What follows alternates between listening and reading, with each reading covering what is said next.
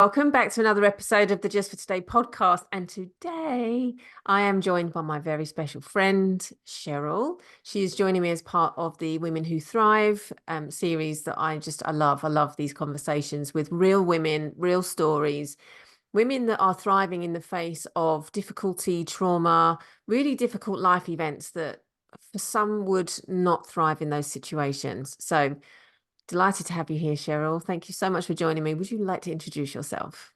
Yeah, of course. Well, first of all, thank you for asking me to join you. It's a pleasure to be on here. So I am Cheryl Sharp.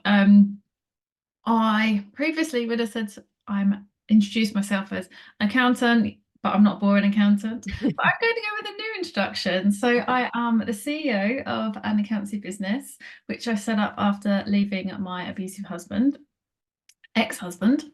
Mhm. Um, and I've grown my business over the last 10 years, which is an accounting business, but not borrow one. And I've recently started sharing my story with abuse to raise awareness and help others in similar situations and just give that inspiration and help around showing that there is life after abuse and you can go on and be successful Mhm. and do things. It's Mhm. hard, but Mhm. it's doable. And I also help people in similar situations to me then achieve those dreams and secure Mm. financial freedom for themselves. Why is it important for you to do this work? I It's taken me a long time to really understand this. Um, I thought when I initially set up my accountancy business that I was doing it for freedom around the boys and to give myself some financial independence, but also to help other mums get that. It Mm. wasn't until a lot later that I realised it was I wanted to help other people not have that, not be trapped by financial reasons and to Mhm. have that independence.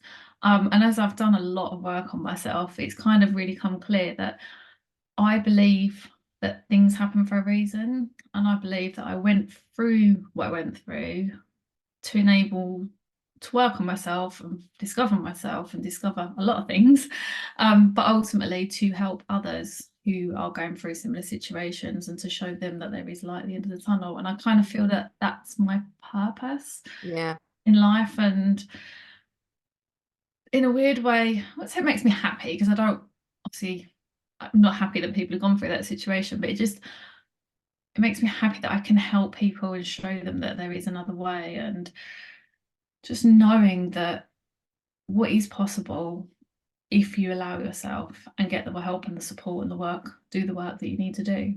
Mhm. Did you ever imagine that you'd be doing this work when you were kind of in the depths of that abusive relationship? Did you ever, I don't suppose you even gave it any consideration, but would you have ever thought that you would go on to sort of to do the work that you do, to create the life that you now have, to be a advocate for women in this situation? Never in my wildest dreams would I have thought I'd be doing anything that I'm doing today. Mm. Um, I think it's quite important to point out that I didn't even feel, this may sound really silly to some people, but I didn't even feel my abuse was worthy of being abused because it wasn't Right. necessarily um, all physical. There was a small element of physical, but the majority of it was emotional, coercive, controlling, and things like that. So to me, when I was going through it, I didn't really recognize it as much and think Mm. it was enough to be classed as Mm. abuse. It's only since I've done the work, had to unfortunately get the police involved and things like that, that I felt validated in the fact that it was abuse and therefore could be able to then start moving on. Do you think that's because we as women see domestic abuse as physical beatings and that type of we don't, I guess there's more talk about it now, but that kind of Yeah. psychological element of abuse or the mental abuse that women experience. Do you think that's because we've been told over our lifetime that that's not a thing, or why do you think it's you didn't make that connection? Yeah, definitely. When you think of abuse, you immediately go to bruised woman, black and blue, Yeah. injured in hospital. Yeah. You don't think of the other side of it. We definitely didn't back then. We're talking about 15 odd years ago. It wasn't Mhm. even illegal at that point, the emotional and coercive and controlling. Right, right. So, um, a lot of society conditioning at that time just makes you think that there's only that one form of abuse. I mean, there's loads of forms of abuse, and most of them now are recognised legally, which is Hmm. brilliant. But there's still a lot of work to do, unfortunately. But at least we're on the right track now. Yeah. Because I think growing up, I think that was my perspective of it, is it was that violent element of it, not the psychological part of it, when actually the psychological stuff is just as damaging. It's just as detrimental to a woman's well-being. Which part of it have you found the hardest to move through? Definitely the feeling of being enough or feeling worthy. Feeling Mm. worthy is something that I still struggle with Yeah. massively, as we discovered when reading about it. But yeah, there's little things that crop up all the time. I mean, one thing that I light bulbed moment this morning was um how I don't know what the right word is to say, but I struggle really hard to say no or push back to people. So I've been very people pleasing. Yeah. Um, and the thought of saying no to people, and especially dominant males, so Hmm. those with a D star for those that have done disc. Hmm. um, so that kind of situation I found really hard to push back on Hmm. and say no to, which I've realized literally today that that's some of the things that I need to work on to be able to push back on. And it's quite strange, really, because I keep having these light bulb moments. And I guess as I dig deeper and deeper, I'm going to start understanding even more why things are the way they are. Hmm. Yeah. The more you unlayer. Yes, Mm, pull back the onion layers. exactly. I always think of Shrek when I hear that term. Is the whole people are like onions and all the layers, but it's so true. And just there's a saying, another level, another devil, and I'm a little bit in conflict with the terminology used in that, but I get what's the meaning behind that term, and I agree with it. We kind of get to a point and we think, right, I've got this now, I understand myself, and then something else shows itself to you and you're like, well, hang on a minute, what Yeah. on earth now? What? Oh, and there's those realizations, that like the one you said you had this morning, the light bulb realization of course. And then you can't unsee it and you think, how did I not see this about Yeah, myself? exactly. I mean, I've done a lot of work around saying no and what the alternatives to the word no are, and I've got quite good at it in quite a lot of respects. And it was literally only this morning when I was thinking about a certain situation, and I was just like, oh my God, that's the reason. Mhm. And straight away, it made me feel a lot easier, and that I was able to push back Mm, and say no more because I now knew the reason, because I was scared of the consequences. Don't need to be scared of the consequences. I'm pushing back in my role as an authoritative accountant or authoritative business owner. So mm, there is no, I don't need to be scared of the consequences anymore. And I mm. can handle anything that comes up from that because I've got proof and evidence. I've handled situations in the past. So Yeah. it's, yeah, enlightening. But I also find, and I think we discussed this as well while I was away, that, or with somebody else, it's every time I get to the next level where I'm leveling up is where I kind of get another blocker. And that's when I Hmm. discover this next thing that's been holding me back. Hmm. Um, and I'm going through that at the moment with leveling up a little bit in my own business and my own life. So Hmm. finding out a lot. It is a lot. And I think sometimes I feel frustrated by that fact that it's just, when is this work ever done? And I just want it to be done. But then that's like 2% of the time I feel like that. And the rest of the time I think this is a really interesting thing and I'm getting to know myself better, and you deepen your self-awareness that much more. But it can be frustrating each time you push yourself, that all of a sudden something else shows up and bam, you're not worthy, bam, rejection, blah blah blah, whatever it is, that wound that's always kind of been sitting there, and you think, definitely healed it this time. It just kind of pops itself open a little bit more. And that, yeah, that can be frustrating at times, but equally exciting, I think. Would you agree?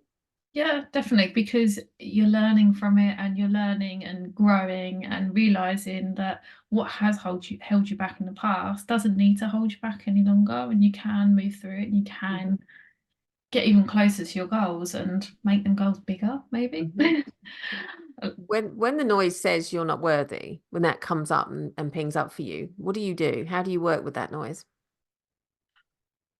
Previously, I'd listened to it. Mm. Um, and I may voice it with my husband because he's very my current nice husband, just to clarify. Um, and his response is always, "Don't be so silly. Of course you're worthy. You're amazing, and all this." Which straight away my brain goes, "But of course he's going to say that because he's your husband." Yeah. Um, but I am starting to catch those thoughts an awful lot more now and just think, actually, no, you are worthy. I've got an achievement journal which I write in weekly Mm. as a minimum. Quite often I try and do it as things come up, but I just keep a record in there of any small win, any small achievement, anything I've actually accomplished is in there so that when I am having those moments and I can't stop my brain from going to those places, I can just flip back and just go, whoa, look at all these things you have achieved. And it could be something as simple as I got through half term on my own with all the kids. Yeah. That's a um, huge achievement. which is a huge achievement, but to mums, it's a huge achievement. To non-mums or non-parents, should I say, Yeah. it probably would be like, well, yeah. But it Mhm. is, and it's just little things like that Mhm. that grow and grow and grow, and you just build that evidence bank up, and that evidence bank is growing, and the more I'm achieving it, the more it grows, and the more it then helps me to drown out. Yeah, that's a great. I love that tool. I love that idea because we forget so easily, don't we? And we're so programmed to see all of the things. Again, I only speak on behalf of women. I can't speak on behalf of men, but we are, my observations are the women I've worked with and myself is that we are negatively programmed to find everything that we're doing wrong, all the ways in Yeah. which we are not enough, that we are not worthy. And to start balancing that argument and just giving another voice to that, keeping that record, because I know myself, if I got to the end of the day and did my gratitudes, which is why I don't do them at the end of the day, I can't remember half the stuff that I've experienced. Whereas if I log it through the day and I start to notice all the things I'm grateful for throughout the day, it's programmed my mind to just naturally see those things now. But it took a little bit of time and repetition to do that. So I love the idea of, what did you call it? An achievement journal. Achievement journal, yeah. Yeah. Yeah, it's had a long time because we do like a value register for our clients to each year to show them where we've added value to them Mhm. um, during our work. And it was just a little session with our coach, Shelley. Yep. And I said about this value register. She's like, what about your own personal value register? And I was just like, oh yeah, I like that idea. Hmm. So I run with it and yeah, put a whole achievement journal together, which I do sell. Um, and yeah, I use it. I've got a calendar invite meeting with myself every week to write them down as well, because otherwise you don't make time. I do try to do it as things happen, but sometimes the days are so busy it doesn't happen. Yeah. But it's also nice because I do it on a Sunday afternoonish, so I can kind of look back at the previous week, make a note of anything I didn't make a note of, and it just gives me a bit more, I don't know, motivation, confidence going into the new week. And I Hmm. find that's what works. So it may work in a different way for other people. They need to do it differently. But for Hmm. me, that gives me that confidence then for the new week as well to know that I've got this and I can do it. I think that's a fantastic idea. One of the ladies in my WhatsApp group, she also keeps a notebook of all her favorite quotes that really motivate her. So whenever something pops up, or if I put one in the group or something, she's like, "Oh, I'm going to put that in my book," and she just keeps it close to her. So she just reads it, and they're really motivating quotes. It's things that we hear. The quote from I put in the podcast last week, which is the one that Shelley shared with us in Dubai. Like everybody's just been like, "Oh my God, that is just the Yeah, best quote." I'd never heard that before, and I'm now going to try and remember it. Can you remember it? Because it's I've falling got out of it my written head. down It's right falling next to out of my me. head. I've got it right here. It is, no, that's not the one. Where's it gone? It's When you such a great quote. create, I can't remember it. yeah, when you create the space to be, clarity emerges for you to see. Right. And that's And yeah, again coming it back to is that. it What you is were saying. so true because I don't know about anyone else, but I always find when I go on holiday, that's when I have all my Yeah, inspiration. Um, 100%. and I know when I come back from Morocco over Christmas and I come back to work and I'm like, right, we're doing this now. And the girls are like, Yeah. okay. I remember last year flying home from America and I switched myself off completely. Like we'd gone for a family wedding and everything, and I made myself switch everything off. And then on the plane flying home, I gave myself permission to turn it back on again. And all of a sudden, all these ideas just start pinging into my head. It's like they were just sitting there waiting. They weren't going to go anywhere, but they were like, well, we'll come when you're ready. And all of a sudden, I started to flow again because I just said, no, just park that for a few days or a couple of weeks. And again, allowing my space to just be present with my family, be present, with my husband, all of those things. We don't do it enough. We don't. And like Dubai, that's what Dubai showed me recently, is that actually I will never not do that for myself again. Maybe won't be flying to Dubai for 6 days, but I will always create that space and take Yeah, myself off somewhere, even if it's to just take myself to a spa for a day or something, just to get, have that space because it's so important. And it's not just for people that have got running their own businesses, it's just life. Life is just a lot sometimes. it is. And you do need that space to just dream as well and think about, what do I actually want? Where do I want my life to go? Yeah, Because especially 100%. coming out of my situation, you just can't see past it. And it's potentially, you just don't think you can dream anymore. You've forgotten Mm. all your dreams, and just Hmm. having that space to actually think, well, what do I want? Like Hmm. in a long car journey and stuff, sometimes I find them are really good to just Hmm. have that conversation with yourself as you're driving and Hmm. think and dream. What was the moment where you decided enough was enough with this man?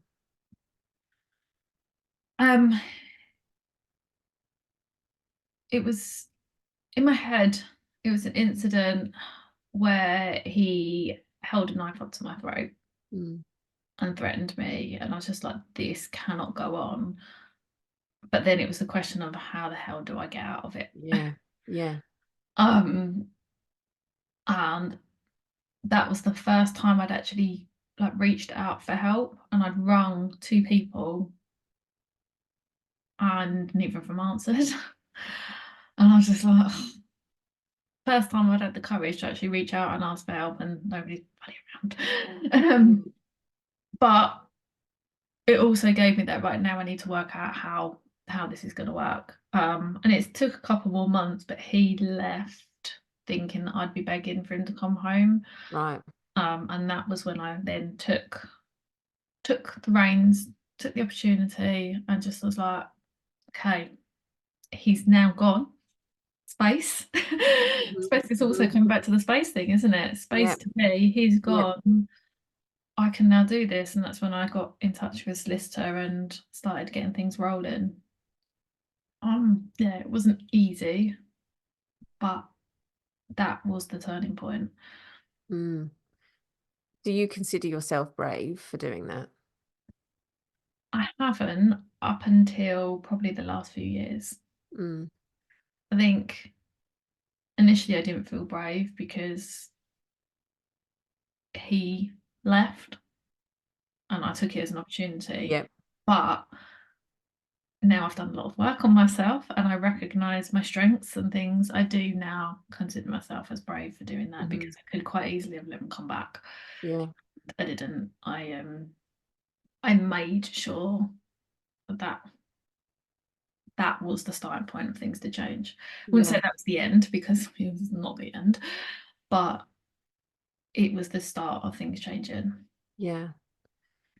Did you find it, obviously you're remarried and you're married to a very lovely man who loves and adores you very much. Yes. How difficult did you find allowing yourself to be in a relationship again, being loved again? How difficult was that transition for you? I think it was really hard because I'd put up so many walls and so many, I'm never going to be dependent on a man again. I'm never going to be financially dependent. I'm never going to do this. And I was so, I am Miss Independent, Miss Independent. Hmm. And I also didn't feel worthy of being Mm. loved. So a lot of the compliments and things like that, I just didn't believe. It took me a long time to believe any of the compliments and things like that, the nice things he would say to me. I'm just like, right, where's the angle on this? Where are we going, type of thing. Mm. Um, which was unfair on him because he's not my ex. It took a good few years for me to actually feel worthy. Even now, sometimes when he does things, I'm just like, no, this I'm not worthy of this. And he's like, of course you are. But yeah, a lot of counselling and a lot of work with on my mindset with Shelley has got me to be not accepting, but great, like willing to take it on and listening Mm-hmm. to it, believe in it. Mm-hmm. Do you feel equal in your marriage? Do you feel that you're safe to and not safe from abuse or anything, but do you feel safe to be completely unfiltered, be yourself? Yeah, I think there's always a tiny little bit of me that's held back sometimes because, especially if I know it's going to upset him or he's not going to be liking it. But we always we've had that with each other. He had an experience with his ex-wife as well, not the same as mine, but so we've both found the trust element a little bit hard. So we've both Mm. had to work on that together. And Yeah. we can see it crop up now and again. But we both recognize it now. So we're able to resolve it and talk through things. And it's quite it's quite nice the way that we can do that. And we've kind of not got a code word as such, but when we're really struggling, we've got a way we can tell each other Mm. without having to tell each other, if that makes Yeah, sense. yeah, yeah, And from there we can then work through it together. And it's really great. I mean, obviously no relationship is ever perfect, but pretty damn close. yeah, yeah, yeah. Oh, I mean, it's to be able to move forward and fully immerse yourself into another relationship is brave, I think, again. Coming back to the point of not feeling worthy, do you think, as you know, I do a lot of inner child work, and do you think there was ever a part of you prior to the marriage from your first husband that where you didn't feel worthy? Was there already an existing kind of wound that was present early on that was almost ripped open? Maybe that's not the Yeah, right word, but yeah. yeah. When I look back, I do feel there was. My parents split when I was 7. Um, and the last time I saw my dad was just before my 8th birthday. I think Right. I got the right timings right there, around then anyway. Um, and it took me a long, long time to realize that my dad wasn't around because of me or my brother, and it was them and it was their relationship. And it wasn't until I was about 16 that my mum told me what happened between them, her Mm. side. Yeah. um, and it wasn't until I was, God, I'm trying to think now, mid-30s, that I met back up with my dad and heard his side, which made a hell of a lot more sense and Mm-hmm. kind of was in line more with my recollections. And it was at that point that I realised 100% my dad didn't leave because of us. Yeah.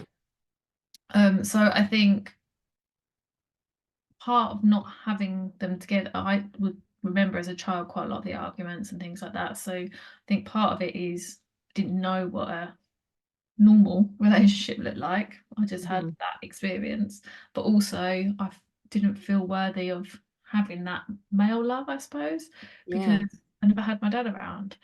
Um, and I was led to believe that he didn't want us. So I was going to have that issue, I guess. Yeah. Um, and yeah, I mean, I've never had a close relationship with my mum, but there's many, many things that she's said that's made me not feel good enough for her. Mm-hmm. I didn't achieve what she wanted for me. Um, and then when I was feeling quite proud of myself, she's like, "Well, I didn't really understand what you do."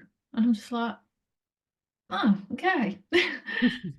Needless to say, I don't really have a relationship with my mum anymore because we are two different people, and she plays the victim, and she I recognise this in her, which is why I needed to distance myself from her because I didn't want to go down that path. So she lives in what happened to her, and Yeah. that is the story. And I'm like, Yeah. I don't want that to be my story. So I Yeah. knew to be able to move forward, I couldn't have that in my life. Mm-hmm. Hard, but it was the right thing for me to do. Mm-hmm. Um, and I think part of that has helped that healing journey as well, because it Mm-hmm. was able to recognise what went on there and then putting myself first. Mm-hmm. Yeah. I know with a lot of the reading and a lot of the studying I've done around inner child, and I once heard someone say, and I can't remember who or where I read it, but it was that, little kids are generally narcissists. but in a way of they genuinely think it's all about them, but they that in that things that go wrong they think is their fault. They make it about them because they don't have, unless they've got someone balancing out that perspective and actually saying this is nothing to do with you, we love you very much, and all of those things that they need to hear in those moments. They're going to make assumptions and they're going to think. And if you've also got a parent kind of gently feeding that to you, your dad doesn't want you, he didn't want, that Yeah. wound will be created in those very formative years where we also don't have the emotional intelligence to make sense of what's going on. So it would make sense that it began there, for you, and it was maybe just kind of sitting there. When you think back to your first marriage and you look and you reflect on that, what do you think, for somebody that's listening that potentially may be in a similar situation, were the red flags that you ignored? So the projection was definitely one. So a lot of the things or the blow ups all come from where he didn't get the now I know didn't get the answer that he wanted. Therefore, he told me I was lying to him. Right.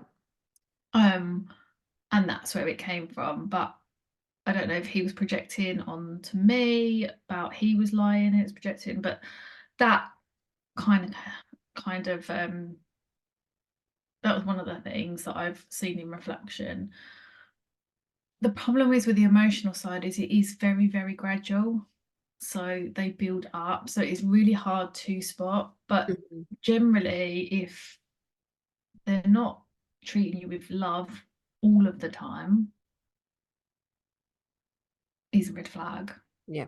Because obviously, not obviously, because a lot of people wouldn't know, but you would. You've got the gaslighting stage, the argument stage potentially, and then comes the love bombing afterwards. Yeah. But it shouldn't be like that. It should be constant love. Bearing each other Yeah, in mind, that yeah, type of thing. I yeah. said, So I think, I mean, I know there's a lot of people in rocky relationships that is nothing to do with abuse, but generally, if you have that kind of rocky thing where there is up high highs and low lows, then I think that is a big red flag now. yeah, yeah. And just generally seeing your friends and family less. I didn't realize this. Um, but yeah, I got more and more dependent on him. I see my friends less. And not necessarily as in a you can't go out with your friends, but it just was in another way, Hmm. but Very subtle, but very subtle. Um, and then I remember once overhearing a conversation, like my was taking my nan out for her birthday, I think it was. My brother and I was taking my nan out and they'd come over to pick me up. And I'd overheard a conversation where he said, "Oh, I've told her she needs to come and see you more." And this and I'm like, he's never done that before. But it's all that kind of looking great to everybody yeah, else. yeah. And then, because yeah, all the school mums at the old school would be like, "Oh, he's lovely, he's such a nice guy." And I was like, "Yeah, it's all an act." Hmm. Trying to lull you into that sense of thing. So all those tiny little things, which probably on their own don't mean a lot or don't show a lot, but when you look at it all together, it is quite a lot. And it is really, really hard to see because they make you so dependent on them. Hmm. Um, your friends and outside people will probably see it before you, but then you won't listen to them because he's got you so brainwashed and controlled that you'll only listen to him. Mm. It's difficult because it's not that easy, is it? We talk about red flags, and it's not that easy because if it was that easy, no one would enter into those situations. Yeah. Um, when you think about, at the beginning of the conversation, you said, no, you can't remember the words that you use, but there's that concept of the words. The language I use is the collateral beauty language of being grateful for all of your lifetime, experiences, and being able to see how they have taught you so much about yourself. I know that there's some pushback on that, in that, why would you be grateful? Mm. Why would you look back at that relationship with anything other than disdain and frustration and anger and all of the uncomfortable emotions? How for some people it's a big stretch to be able Yeah. to see that. How long has it taken you, would you say, to get to a point where you do look back and think, I'm grateful for my life experiences? I guess I'm still at the stage where I'm struggling with I'm grateful for it. Yeah. I've come to terms with why it's happened and the reason it's happened for. Hmm. That took me a long time. The anger was there for so long, so long, a good 10 or so years. Um, and it's only through the work I've done on myself and with counselling as well. I think the counselling really helped with that to see a lot of it from a different perspective. Hmm. Um, and to control that anger, to find out where that anger was coming from. And I think it was that a lot of that was probably anger at myself for not getting out sooner and not Right. recognizing it Yeah. or not Yeah. dealing with it rather than necessarily anger at him. Um, Still not sure I've forgiven him, but at some point I'd like to be able to, for my sake, if not for Hmm. his. Hmm. Um, yeah, definitely wouldn't. Well, I was still in the position where I couldn't forgive him for him. I do forgive him for my sake. But yeah, it's taken a while. Mm. I think the But word you use at the start was everything happens for a yeah, reason. That's the yeah, language everything you use. happens for a reason. And I've thought that for years and years and years. And it just took so long for me to see the reason of that. Hmm. I say it to my husband now all the time when something doesn't go quite right. I'm like, everything happens for a reason. We just need to be patient to find out what the reason Yeah, is. I know. And there's that element of trust that it's going to show itself to you at some point, even though right now what you think is it's you want that or it's not fair or whatever. Yeah. There'll be a reflection where you go, that's exactly why that happened in the way that it Yeah, did. and we had a moment in Dubai where something didn't go his way, and he was getting really wound up and stressed about it. And I'm like, it's it's happened for a reason, and it's all been sorted this week. It's we now know the reason it happened, and Hmm. something better's happened instead. And I Hmm. often find that as well. Things don't happen that you think you want or you think you need because something better is coming for you. You Hmm. just need to be that Hmm. little bit more patient Yeah. or do that little bit extra work to get over the line to get the better thing that you than what you thought you wanted. Yeah. It is that trust though, isn't it? And it's because we live in Mm. such a fast moving world now where everything is almost instantly available to us that actually trusting that there's a process in its way, on its way, and everything is coming, but you just have to really lean into that trust, and that can be really difficult at times. I know I struggle because I'm one of the most impatient people ever. Yeah, we are Um, very impatient. And I was beating myself up for a few years because we set a goal to have a holiday home, um, which would have, in my plan, happened last year, the year before last. And I was so annoyed that it never happened. And now I'm grateful it never happened because actually we don't want a holiday home there anymore. We want mm, something else. So mm, yeah, although I spent time beating myself up and being annoyed at it, I now understand why that plan never came to fruition because actually we didn't want that. That wasn't what we wanted. So mhm. it is really hard and you really do have to trust the process, You don't really, you? really do. You really have to Um, do. Yeah. I try to be patient and no matter how hard it is. Yeah. 100%. 100%. So coming back to the point of collateral beauty, what would you take from the lifetime that you've lived so far? What can you take from some of the most difficult experiences that have allowed you to be the woman you are today? I think firstly, I would never be putting myself out in the way that I am right now. Mhm. I definitely wouldn't be the person I am today. Mhm. I look back to a time when quite early in the relationship, I was thinking maybe this isn't quite the relationship for me. And I started looking at leaving him and moving on and getting my own place and doing stuff. And when I think back to that time, I think if I'd have done that at that point, I'd have gone a whole different route. I'd have been working in the city, working up as an accountant, and I'd have a completely different life to what I've got now. And the beauty is, even one of the things that I think is a real beauty of it is my boys. And Mhm. because of my boys, I got to meet my husband. Mhm. Which, if I hadn't have had my boys, I wouldn't have met James, and we wouldn't be together now and planning our future. Mm. So that's one of the really big beauties of what happened, the collateral beauty, however you want to phrase it, Yeah, from what yeah. happened. So there is a lot to be grateful for from that time. I don't think I'd be pursuing this line. Well, I definitely wouldn't be pursuing this line of work.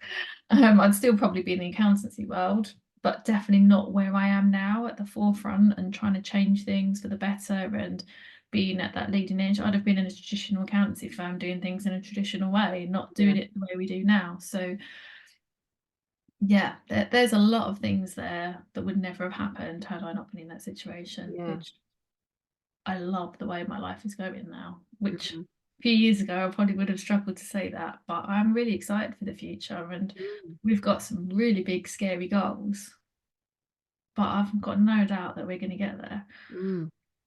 So when you said never thought I'd be the woman I am today, how would you describe the woman you are today?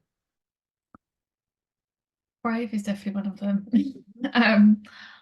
Putting myself out there to change things for other people that are coming behind me, leading the way, Mm. even being the leader and inspiration I am at work. I sometimes think, oh my God, I'm a terrible boss. I'm not good at this. I'm not your normal kind of boss. And then some of the things the girls say or the comments we get back from clients and things, and I just think, wow, this is me. Mm. I may not necessarily be doing this, but I'm inspiring and encouraging in this. And that just, yeah, it feels incredible. Mm. Obviously there's still a long way to go. There's still things I need to do and want to do, but I'm on my way there now. And I just Mm. never would have been. It's like this afternoon, I've got a meeting with a government department. I'm like, I Is keep, that through your mentoring work? yeah, so it's through one of the charities that I reached out to, and we're going to be talking about flexible working and around single. It started off with around single parents, but now it's just moving on to flexible working full stop, Yeah. which is another big passion of mine. And I don't think I'd have been able to get involved in anything like that before. I never dreamed that I'd be going to these type of meetings where my voice could actually have an impact on the way policy is going to be. Like, Mm. every time I think about it, I'm just like, oh my God, what is. But Mm. this is the kind of thing that I absolutely love because I know that I am able to help so many other people in various different situations. And because I dared to go and do something and put myself out there. Mm. So inspiring. So inspiring. If Mhm. you was to go back and talk to a younger version of yourself, where would you go and what would you say?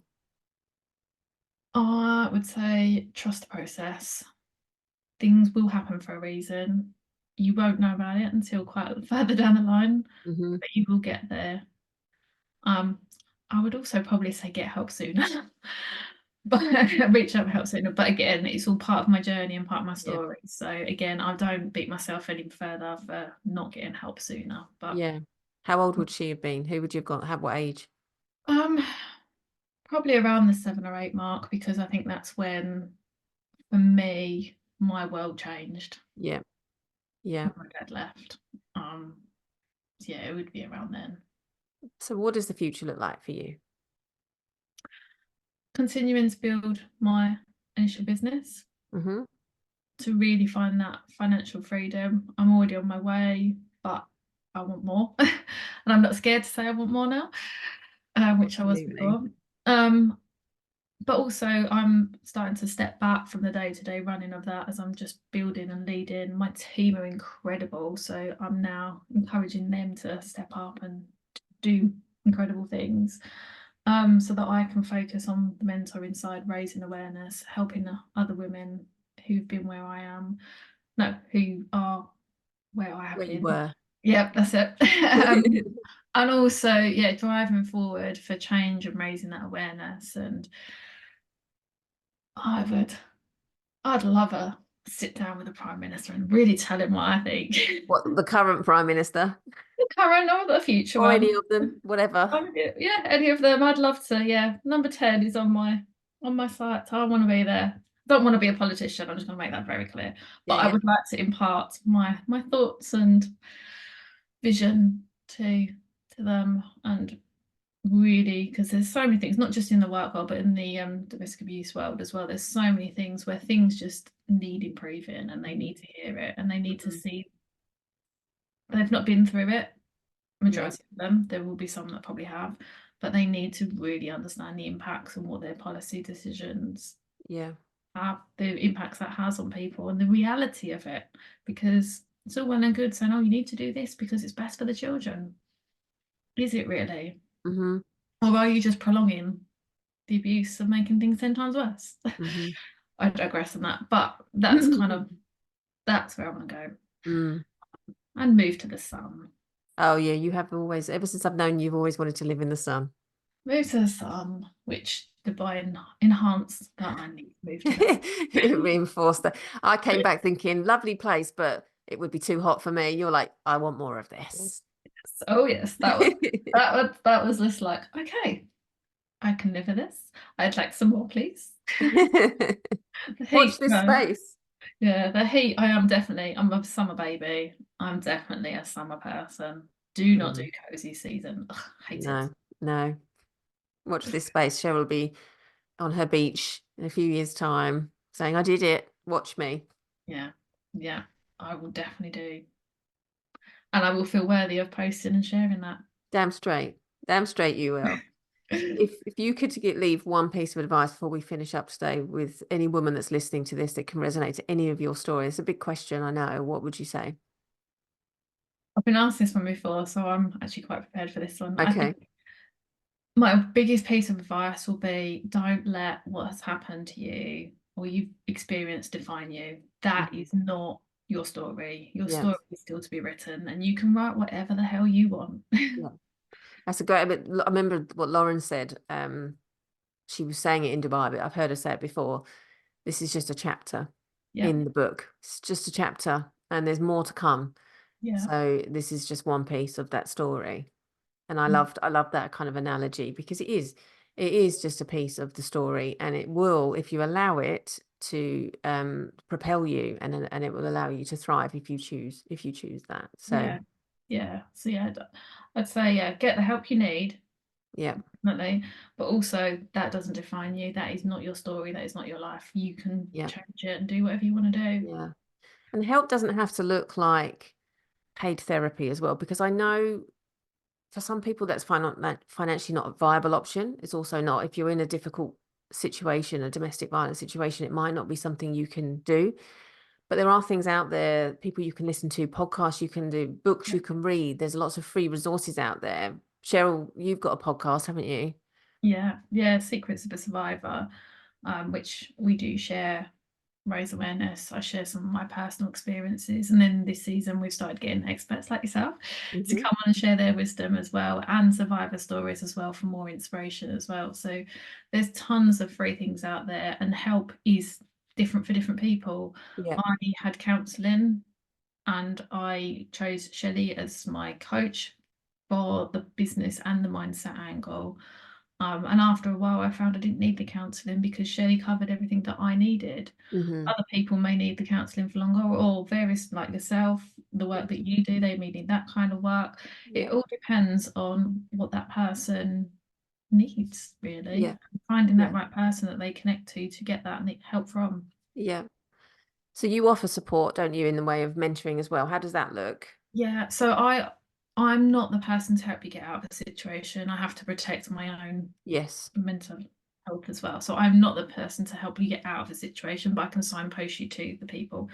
I'm for afterwards. So once you're out and you're looking to rebuild your life and go forward, I can be there to help you set up a business to gain that financial freedom. And I can take you through it from looking at what you want to achieve, um, what kind of business to set up, how you're gonna, what that looks like, and all that kind of thing.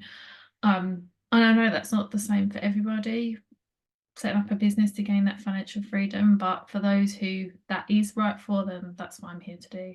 Mm, fabulous. So I will put all the links in the show notes, as well as any external support systems that are out there as well. And Cheryl, if you'll share those with me, that would be really helpful. Yeah. Lastly, where can people find you if they want to come and seek you out? Probably the best place is my Instagram. I am Cheryl Sharp, or on my website, cherylsharp.co.uk.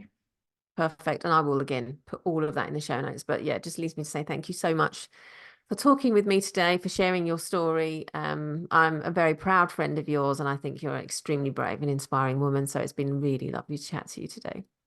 Thank you. I still find that a little bit hard to accept, but thank you. Just, I've just been accept it and don't justify it. I am really honoured though to be on it today, and Thank you. yeah, proud to call you my friend and Thank grateful to you. have you in my world.